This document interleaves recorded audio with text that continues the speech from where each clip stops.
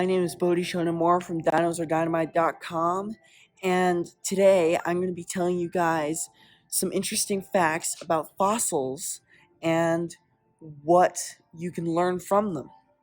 So today I was at the third day of Dinosaur Academy, and we learned a lot about pathologies and taphonomies. So I'm not going to be dumbing this down, but I will explain what they mean. Pathologies are healed injuries on bone, and taphonomies are injuries on bone that are already dead. So, like broken bones from after they're dead, or bones that got chewed on by predators or things like that. And there are different types of pathologies and taphonomies, but I'm just gonna talk about the basic ones. So there's breaks in bone, which I'm gonna show up on the screen. And breaks in bone, we all know how, like, if any of you have broken a bone, you know that it can heal pretty quickly. But what you probably don't know, or maybe you do, is that bone, if you're young and healthy, that bone can go completely back to normal. But if you're elderly or older and you're not so healthy, that bone can heal back a bit wonky and not fully heal.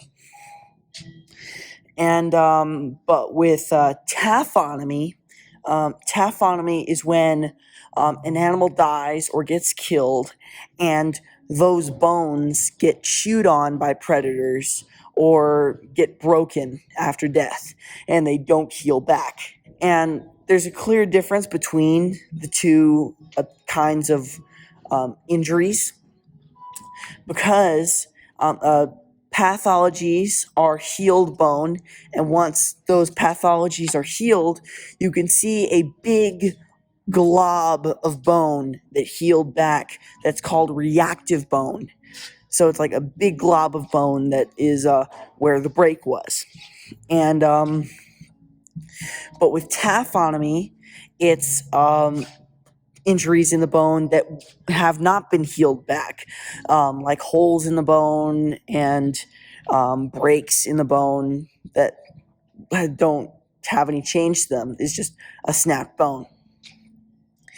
And there are a few different animals here at the museum that have either pathologies or taphonomies. And but what I'm going to be showing up on the screen is pathologies and taphonomies from sauropods specifically. So I've already told you about taphonomies and pathologies, and those pathologies can show up on parts of the body, like anywhere on the body. But with the sauropods that I'm next to right now, these two sauropods, there are pathologies on them that are near the base of the tail. And you might think, hey, that was caused by a predator. That's what everyone thinks at first, but that's not always the case. Most of the time, it's just simple injuries from just moving around. Like, think of horses and herding animals. Like, when horses move around, they bump into each other, crash into each other, they fall into holes, run into trees, brushes, rocks. They basically just be clumsy. That's what these pathologies are mainly caused by, just clumsiness. And those pathologies healed back and fused together. Those bones that got broken fused together and turned into pathologies, and look a bit wonky, which I'm gonna show one really wonky one up on the screen right now. And that one is a traumatic injury of a Apatosaurus caudal vertebrae. 3 Apatosaurus caudal vertebrae. If you think of, like, when you're learning about sea mammals, you think of the caudal fin, which is the tail fin. That caudal vertebrae are the tail vertebrae of animals. And these three caudal vertebrae got broken and then got fused together to where that it's basically a big globby mess of bone. And it's all crooked and kinked out. And I'm going to show two pictures, one of the pathologic bone and one of the actual normal bone, and you'll see the difference.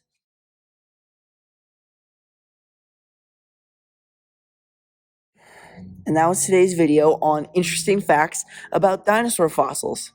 I'll see you guys next time. Let's get prehistoric.